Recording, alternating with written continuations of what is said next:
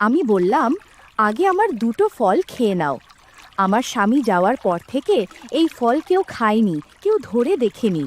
তুমি আগে ফল দুটো খেয়ে নাও, তারপর আমি তোমার ব্যাগ থেকে প্রসাদ বের করব। আমি জানি অনেক প্রসাদ জমে আছে, সেসব প্রসাদ আমি চাই।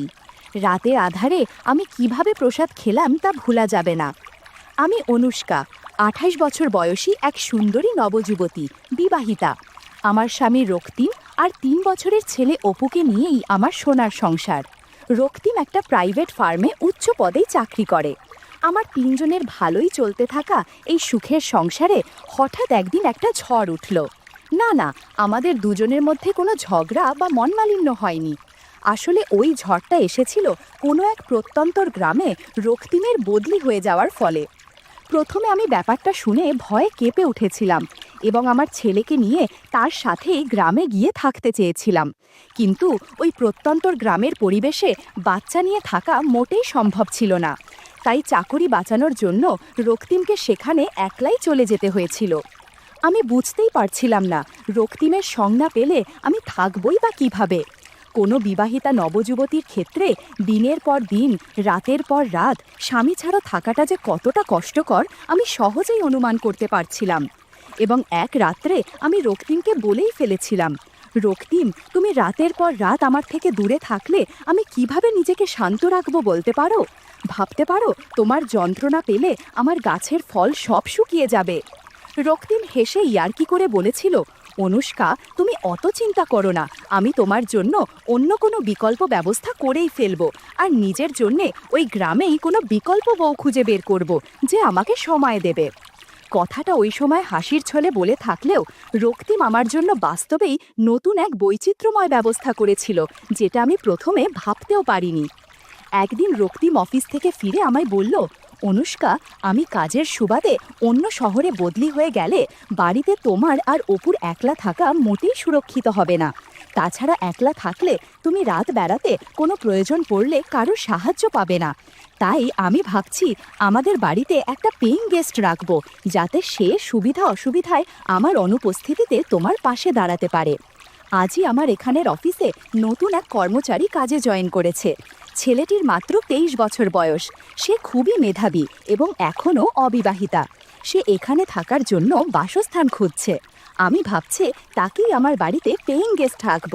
ছেলেটি বয়স হিসাবে আমাদের দুজনের চেয়েই ছোট, তাই সে পেইং গেস্ট থেকে আমার অনুপস্থিতিতে তোমার ছোট ভাই হিসাবেও যে কোনো দরকারে তোমার পাশে থাকতে পারবে। আমাদের বাড়ির সামনের দিকের ঘরটিতে, যার সাথে লাগোয়া টয়লেট আছে, ওই ছেলেটির থাকবার ব্যবস্থা করব। খাওয়া দাওয়ার সময় সে সামনের দরজা দিয়ে বেরিয়েই আমাদের ডাইনিংয়ের জায়গায় চলে আসবে, কারণ আমাদের প্রাইভেসির জন্য বাইরের ঘর এবং আমাদের শোবার ঘরের মাঝের দরজাটা বন্ধ রাখব। আমি প্রস্তাব মেনে নিয়েছিলাম। পরের দিন সন্ধ্যায় রক্তিম অফিস থেকে ফেরার সময় সেই ছেলেটিকে সাথে নিয়ে এলো। কি সুদর্শন চেহারা ছেলেটার, তেমনই সুন্দর তার চালচলন, ঠিক যেন সাক্ষাৎ কোনো হিন্দি সিনেমার নায়ক। ছেলেটা প্রথম দেখাতেই যেন আমার মনের ভিতর জায়গা বানিয়ে নিল। আমার মনের ভিতর তার প্রতি একটা আকর্ষণ তৈরি হয়ে গেল এবং দুষ্ট বুদ্ধিও নাড়া দিতে আরম্ভ করলো। আমি মনে মনে ভাবলাম, রক্তিমের অনুপস্থিতিতে যদি এই ছেলের সাথে সময় কাটাতে দারুণ হবে। হঠাৎ ওই ছেলেটারই ডাকে আমার যেন স্বপ্ন ভাঙল। ছেলেটা নিজেই অত্যন্ত মৃদু গলায় হাসি মুখে শুভেচ্ছা বিনিময় করে বলল, ভাবিজান, আমি জাহির খান, গতকালই এই অফিসে কাজে ঢুকেছি। রক্তিম স্যার নিজের বাড়িতে আমায় আশ্রয় দিচ্ছেন, তার জন্য আমি আপনাদের দুজনের কাছে ভীষণ কৃতজ্ঞ। আমার জন্য আপনাদের কোনো অসুবিধা না হয় সেটা আমি সবসময় খেয়াল রাখব। স্যার তো বাইরে চলে যাচ্ছেন, তাই ওনার অনুপস্থিতিতে আপনার যা কিছু প্রয়োজন হয় আপনি আমায় আদেশ করবেন, আমি সেটা করার চেষ্টা করব। ছেলেটার কথা শুনে আমার মনে অদ্ভুত অনুভূতি হলো। আরে, ছেলেটা তো তাহলে মুসলিম, ওর সাথে গল্প করলে মন্দ হবে না। ধ্যাত, আমি এসব কি ভাবছি, আমার নিজের ওপরেই লজ্জা হলো। রক্তিম জাহিরকে উষ্ণ অভিনন্দন জানিয়ে বলল, জাহির, তুমি আমার আর অনুষ্কার চেয়ে বয়সে অনেক ছোট, তাই তোমায় তুমি করেই বলছি। তুমি কিছু মনে করছো না তো? তোমার যখন যা কিছু প্রয়োজন হবে তোমার ভাবিজানকে বলে চেয়ে নেবে। এসো, তোমায় আমি তোমার ঘর দেখিয়ে দিচ্ছি। তুমি একটু ফ্রেশ হয়ে নাও, তারপর আমরা একসাথে বসে চা খাবো। আর হ্যাঁ, তুমি যখন অনুষ্কাকে ভাবিজান বলে সম্বোধন করছো, তখন তাকে আর আমায় আপনি না বলে তুমি করেই বলবে। সেটা আমাদের দুজনেরই অনেক বেশি ভালো লাগবে। সে ঘরে ঢুকে কিছুক্ষণের মধ্যেই নিজের সব জিনিসপত্র সুন্দরভাবে গুছিয়ে পোশাক পাল্টে নিয়ে ডাইনিং টেবিলে এসে বলল, ভাবিজান চা দাও। তখন জাহিরের পরনে ছিল পায়জামা এবং হাতকাটা পাতলা পাঞ্জাবি। আমি পরেছিলাম হাতাকাটা ব্লাউজ আর একটা শাড়ি। জাহির আসার সাথে সাথেই আমার 3 বছর বয়সী ছেলের সাথে ভাব জমিয়ে ফেলল এবং তার সাথে খেলা শুরু করে দিল। রাত্রি ভোজনের পর জাহির আমাদের দুজনকে শুভরাত্রি জানিয়ে নিজের ঘরে চলে গেল। 2-1 দিনের মধ্যেই জাহির আমাদের সাথে ভীষণভাবে মিশে গেল। তাও রক্তিমের সামনে আমি জাহিরের সাথে যথেষ্টই দূরত্ব বজায় রাখতাম। খুব শীঘ্রই রক্তিমের স্থানীয় অফিস ছেড়ে নতুন জায়গায় বদলি হওয়ার সময় চলে এলো এবং একদিন সে আমাকে আর অপুকে ছেড়ে গ্রামে চলে যেতে বাধ্য হলো। কয়েকদিন আমার খুবই মন খারাপ লাগছিল, কিন্তু আস্তে আস্তে সময়ের সাথে আমি রক্তিমের অনুপস্থিতি সইয়ে উঠতে লাগলাম। রক্তিম চলে যাবার পর জাহির আর আমার মধ্যে বন্ধুত্ব আর ভরসা আরও অনেক বেশি বেড়ে গেল। জাহির অপুর খেলার সাথী হয়ে যাবার সাথে বাড়ির কাজেও আমাকে খুব সাহায্য করতে লাগলো। কিন্তু প্রতি রাতে বিছানায় শুইতে গেলেই আমার কেমন যেন মনে হতো, শুধু এপাশ ওপাশ করে ছটপাট করতাম। সেদিন সন্ধে থেকেই ঝিরঝির করে বৃষ্টি হয়ে চলেছিল। বৃষ্টির টুপটাপ শব্দ পরিবেশটাকে যেন অনেক বেশি রোম্যান্টিক করে তুলছিল। জাহির আমায় বলল, ভাবিজান তুমি কেমন যেন মনমরা হয়ে আছো। ভাইজান জানতে পারলে কিন্তু আমার ওপর ভীষণ রাগ করবে। শোনো, আজ রান্নার ছুটি। আজ আমরা 3 জনে একটা সিনেমা দেখব, তারপর একটা ভালো রেস্টুরেন্টে ডিনার করব। আজ কিন্তু সব খরচ আমার, তুমি কোথাও কোনো টাকা দেবে না। আমারও এই পরিবেশে বাড়িতে থাকতে আর যেন ভালো লাগছিল না। তাই আমি জাহিরের প্রস্তাবে রাজি হয়ে ছেলেকে তৈরি করে নিজের পোশাক পাল্টে নিয়ে বেরোনোর জন্য তৈরি হয়ে গেলাম। সেদিন আমার পরনে ছিল জিন্সের প্যান্ট এবং টি শার্ট, যেটা সাধারণত আমি রক্তিমের সাথে বেড়াতে যাবার সময় পরতাম। এই পোশাকে আমাকে খুব মানায়, ওড়না পরি না বলে বেশি আকর্ষণীয় লাগে। জাহির আমার দিকে এক পলক তাকিয়ে মুচকি হেসে বলল, ওয়াও, কি ড্রেস দিয়েছো ভাবিজান, তোমায় তো একদম 20 বছরের নবযুবতী মনে হচ্ছে। আমি লজ্জা পেয়ে বললাম, আচ্ছা, ভাবিজানের রূপের অনেক গুণগান করেছো, এবার বাড়ি থেকে বের হও, তা না হলে সিনেমা আরম্ভ হয়ে যাবে। আমরা 3 জনে মিলে একটা ক্যাবে সিনেমা হলে পৌঁছালাম। তখনও বেশ ঝিরঝির করে বৃষ্টি পড়ছিল। সিনেমা হলে আমি এবং জাহির পাশাপাশি বসলাম এবং আমার অন্য পাশে অপু বসেছিল। সিনেমা শুরু হবার পর হল পুরো অন্ধকার ছিল। এ সময় জহিরের হাতের সাথে আমার হাতের স্পর্শ লাগছিল। বারবার মনে হচ্ছিল জহিরকে কাছে টেনে নেই, কিন্তু ভদ্রতার খাতিরে তা বলতে পারছিলাম না। সিনেমার শেষে আমরা 3 জনে একটা দামি রেস্টুরেন্টে ডিনার সারলাম। জাহির আমার প্লেটে এতটাই খাবার তুলে দিয়েছিল যে আমি শেষ করতেই পারছিলাম না। আমার অবস্থা দেখে জাহির বলল, ভাবিজান একদম জোর করে খাবে না, তুমি একদম চিন্তা করো না, আমি তোমার সমস্ত অবশিষ্ট খাবার খেয়ে নিচ্ছি। আমি সাথেই বাধা দিয়ে বললাম, না না জাহির, সেটা হয় না, তুমি কেন আমার এটো খাবার খাবে? প্রত্যুত্তরে জাহির মুচকি হেসে বলল, কেন ভাবিজান, দেওর কেন তার আদরি ভাবিজানোর প্রসাদ খেতে পারে না? আমি নিশ্চয়ই আমার সুন্দরী ভাবিজানের প্রসাদ খাবো। এই বলে জাহির জোর করে আমার এটো প্লেট থেকে কাবাবের উচ্ছিষ্ট অংশটা তুলে খেয়ে ফেলল। জাহির আমার উদ্দেশ্যে 2টো বিশেষণ ব্যবহার করেছিল, আদুরি আর সুন্দরী। এই 2টো শব্দ তার মুখ থেকে কি অজান্তেই বেরিয়েছিল, নাকি সে কোনো ইঙ্গিত দিয়েছিল? জাহিরের এই সম্বোধন দুটি আমার মনটাকে অস্বস্তিতে ফেলে দিচ্ছিল। ডিনারের শেষে ক্যাব ভাড়া করে আমরা 3 জনে বাড়ি ফিরে এলাম এবং নিজেদের ঘরে ঢুকে গেলাম। তখনও বেশ ঝমঝমিয়ে বৃষ্টি পড়ছিল, তার ফলে কেমন যেন একটা তামের পরিবেশ সৃষ্টি হয়েছে। আমার পাশেই আমার ছোট্ট অপু ক্লান্ত হয়ে গভীর ঘুম দিচ্ছিল, অথচ আমার চোখে ঘুম চলে গেছিল এবং মনের মধ্যে 2টো শব্দ, আদুরি আর সুন্দরী, বারবার নাড়া দিচ্ছিল। আমি আমার আর জাহিরের ঘরের মাঝের বন্ধ দরজাটার দিকে তাকালাম। এই দরজাটার ওপারেই জাহির আছে। ভাবলাম জহির কি করছে একটু দেখা দরকার। তখন আমার পরনে ছিল নাইটি। ওই অবস্থাতেই আমি মাঝের দরজার কাছে গিয়ে ছিটকিনিটা নামিয়ে কপাট 2টো খুললাম। জাহিরের ঘরের ভেতরের দৃশ্য দেখে আমার চোখ কপালে উঠে গেল। জাহিরের ল্যাপটপটা চলছিল।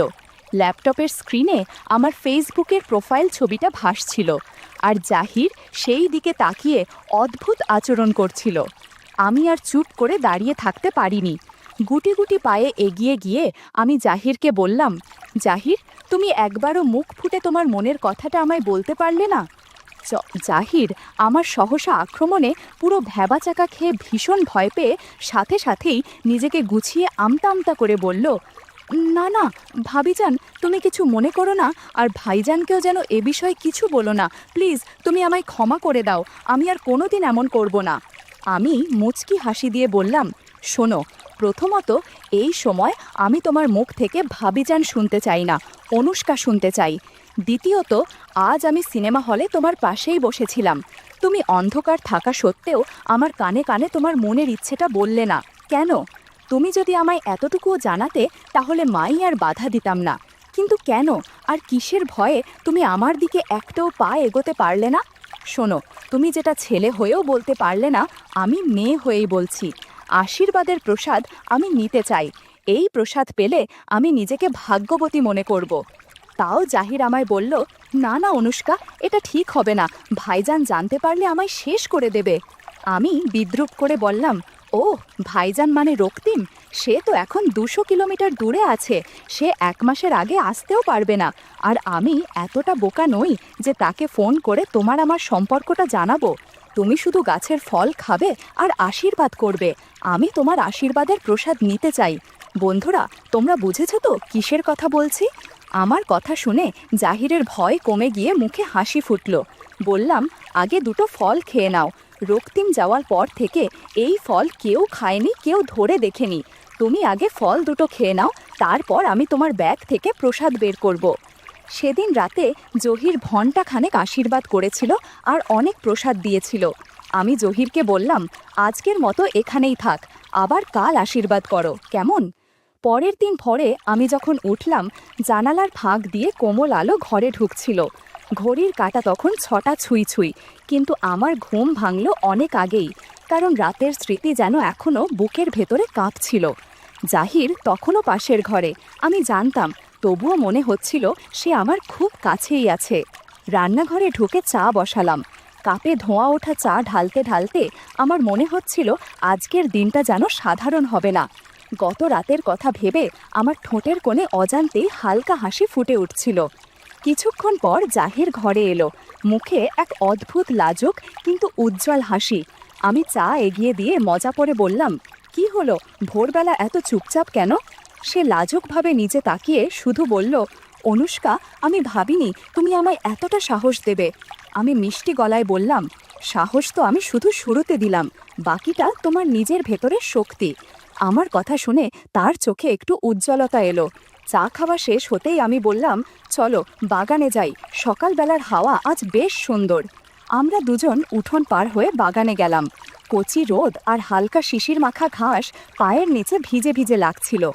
আমি একটা আম গাছের নিচে দাঁড়িয়ে হঠাৎ বললাম, জাহির, জানো তো, কাল রাতের মতো মুহূর্ত বারবার আসে না, কিন্তু যদি তুমি চাও আমরা প্রতিদিন একটু একটু করে সেই অনুভূতিটা বাঁচিয়ে রাখতে পারি। জাহির একটু কাছে এসে দাঁড়ালো, তার চোখে আবার সেই দ্বিধা দেখা দিল। আমি মৃদু হেসে বললাম, আবার ভয় পাচ্ছ? ভয় পেও না, আমি আছি। তারপর আমি একটা আম ছিঁড়ে এনে তার হাতে দিলাম। বললাম, দেখো, এই ফলের মতো জীবনটা মিষ্টি হতে পারে যদি আমরা চাই। জাহির আমটা হাতে নিয়ে আমার চোখে তাকালো, আর সেই মুহূর্তে তার ভেতরের বাঁধন যেন খুলে গেল। আমরা দুজনেই গাছের ছায়ায় বসে গেলাম। হাওয়া বইছিল, চারপাশে শুধু পাখির ডাক আর আমাদের দুজনের নিঃশ্বাসের শব্দ। আমি তার কাঁধে মাথা রাখলাম, সে ধীরে ধীরে আমার হাতটা ধরল। সেই স্পর্শে আমার বুকের ভেতর কেমন করে উঠল একটা মিষ্টি নরম কাঁপুনি। আমি ফিসফিস করে বললাম, জাহির, গতরাতে তুমি আমায় যে আশীর্বাদ দিলে সেটা শুধু শুরু। আমি চাই প্রতিদিন তুমি নতুন করে আমায় সেই প্রসাদ দাও, এতে আমিও ভাগ্যবতী হব, তুমিও শান্তি পাবে। জাহির কোনো উত্তর দিল না, শুধু আমার হাত শক্ত করে ধরে রাখল।